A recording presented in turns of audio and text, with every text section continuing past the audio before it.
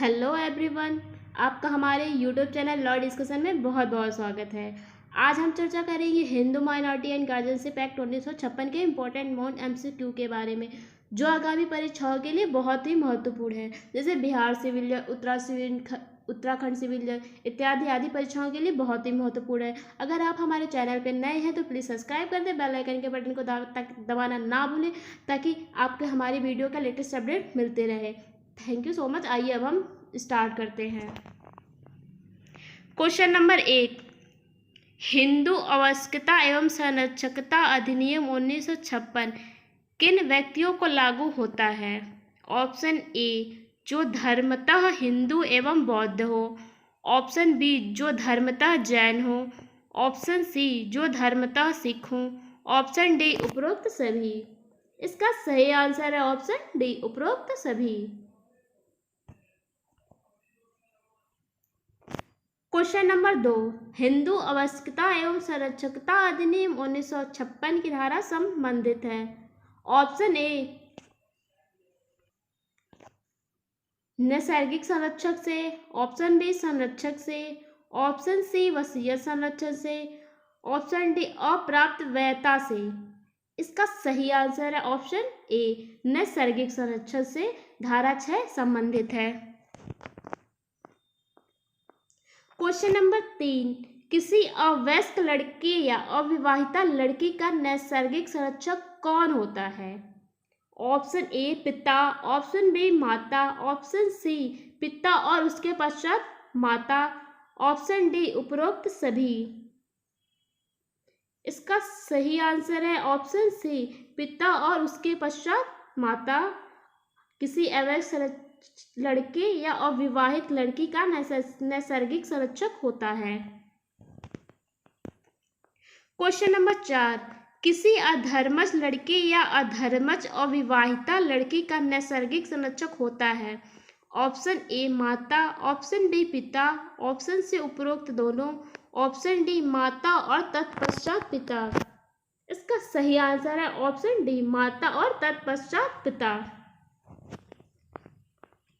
Question number 5, किसी विवाहिता लड़की की नैसर्गिक संरक्षक होता है? ऑप्शन ए, पिता। ऑप्शन बी, पति। ऑप्शन सी, माता। ऑप्शन डी, सास ससुर। इसका सही आंसर है ऑप्शन ए, पति उसका नैसर्गिक संरक्षक होता है। क्वेश्चन नंबर 6, किसी अवयस्क दत्तक पुत्र का नैसर्गिक संरक्षक कौन होता है?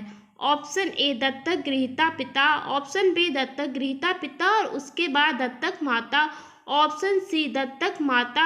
ऑप्शन डी, नैसर्गिक पिता एवं माता। इसका सही आंसर है ऑप्शन बी, दत्तक गृहीता पिता और उसके बाद दत्तक माता अवयस्क दत्तक पुत्र का नैसर्गिक संरक्षक होता है। क्वेश्चन नंबर 7, अवयस्क अपत्य जब तक कि 5 वर्ष तक का न हो जाए सामान्यतः अभिरक्षा का हकदार कौन होता है? ऑप्शन ए, माता। ऑप्शन बी, पिता। ऑप्शन सी, पर पितामह। ऑप्शन डी, सौतेली माता। इसका सही आंसर है ऑप्शन ए, माता। जब तक कि 5 वर्ष तक का न हो जाए सामान्यतः अभिरक्षा का हकदार माता को होता है। क्वेश्चन नंबर 8, यदि पति सन्यासी हो गया हो या हिंदू नहीं रह गया तो क्या वो अपनी पत्नी का नैसर्गिक संरक्षक माना जाएगा? ऑप्शन ए, नहीं। ऑप्शन बी, हाँ। ऑप्शन सी, उपरोक्त दोनों नहीं। ऑप्शन डी, उपरोक्त में से कोई नहीं। इसका सही आंसर है, अगर पति सन्यासी हो गया हो और हिंदू नहीं रह गया है तो वह अपने पति का नैसर्गिक संरक्षक नहीं माना जाएगा। इसका सही आंसर है ऑप्शन ए। क्वेश्चन नंबर 9, क्या किसी अवयस्क का नैसर्गिक संरक्षक अवयस्क की अचल संपत्ति का विक्रय या बंधक कर सकता है? ऑप्शन ए, हाँ। ऑप्शन बी, नहीं। ऑप्शन सी, न्यायालय की पूर्व अनुज्ञा से। ऑप्शन डी, उपरोक्त में से कोई नहीं।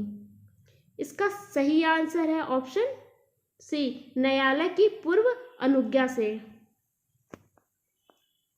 क्वेश्चन नंबर 10, कोई नैसर्गिक संरक्षक किसी अवयस्क की स्थावर संपत्ति को कितनी अवधि तक के लिए पट्टे पर रख सकता है। ऑप्शन ए 1 वर्ष, ऑप्शन बी 2 वर्ष, ऑप्शन सी 5 वर्ष। जिस तारीख को वयस्कता में प्रवेश करेगा उस तारीख से 1 वर्ष। ऑप्शन डी 3 वर्ष। इसका सही आंसर है ऑप्शन सी 5 वर्ष। जिस तारीख को वयस्कता में प्रवेश करेगा उस तारीख से। क्वेश्चन नंबर 11, निम्न में क्या गलत है? ऑप्शन ए हिंदू पिता अपने अप्राप्त व धर्मज आया अधर्मज संतानों का वसीयजर संरक्षक नियुक्त कर सकेगा। ऑप्शन बी हिंदू पिता अपने अवयस्क धर्मज संतान का वसीयत संयुक्त नियुक्त कर सकता है। ऑप्शन सी हिंदू माता अपनी अवयस्क अधर्मज संतान का वसीयत संरक्षक नियुक्त कर सकती है। ऑप्शन डी हिंदू माता अपने अवयस्क धर्मज संतान का वसीयत संरक्षक कुछ परिस्थितियों में नियुक्त कर सकती है। इसका सही आंसर है ऑप्शन ए हिंदू पिता अपने अप्राप्त व धर्मज आया अधर्मज संतानों का वसीयजर संरक्षक नियुक्त कर सकेगा। क्वेश्चन नंबर 12, क्या अवयस्क किसी अवयस्क की संरक्षक हो सकता है? ए नहीं, बी हाँ, सी अवयस्क किसी अवयस्क की संपत्ति के संरक्षक के तौर पर कार्य करने के लिए अक्षम होता है। ऑप्शन डी उपरोक्त में से कोई नहीं। इसका सही आंसर है सी अवयस्क किसी अवयस्क की संपत्ति के संरक्षक के तौर पर कार्य करने के लिए अक्षम होता है। क्वेश्चन नंबर 13, क्या किसी अवयस्क की अविभक्त कुटुंब की संपत्ति में प्राप्त होने वाले हिस्से के लिए संरक्षक की नियुक्ति किया जा सकता है? ऑप्शन ए नहीं, ऑप्शन बी हाँ सिविल न्यायालय कर सकता है, ऑप्शन सी उच्च न्यायालय कर सकता है, ऑप्शन डी जिला न्यायालय अवयस्क की संपत्ति से कर सकता है।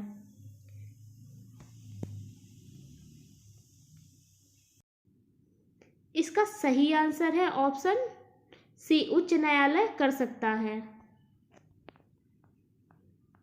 क्वेश्चन नंबर 14, अवयस्कता एवं संरक्षकता से संबंधित वाद है। ऑप्शन ए विश्वनाथ चरित बनाम दामोदर पात्रा, ऑप्शन बी सुभाष चंद्र बनाम कल्याणी देवी, ऑप्शन सी सूरामणि देवी बनाम बाबाजी, ऑप्शन डी उपरोक्त सभी। इसका सही आंसर है ऑप्शन डी, ये सभी अवयस्कता एवं संरक्षण से संबंधित वाद हैं। क्वेश्चन नंबर 15, हिंदू अवयस्कता एवं संरक्षकता अधिनियम की धारा 13 संबंधित है। ऑप्शन ए अवयस्क की कल्याण से, ऑप्शन बी वसीयती संरक्षक के, ऑप्शन सी नैसर्गिक संरक्षक से, ऑप्शन डी दत्तक पुत्र की संरक्षकता से। इसका सही आंसर है ऑप्शन ए अवयस्क की कल्याण से। धारा 13 संबंधित है। क्वेश्चन नंबर 16, नैसर्गिक संरक्षक की शक्तियां किस धारा में दी गई हैं? ऑप्शन ए धारा 7, ऑप्शन बी धारा 8, ऑप्शन सी धारा 9, ऑप्शन सी धारा 10।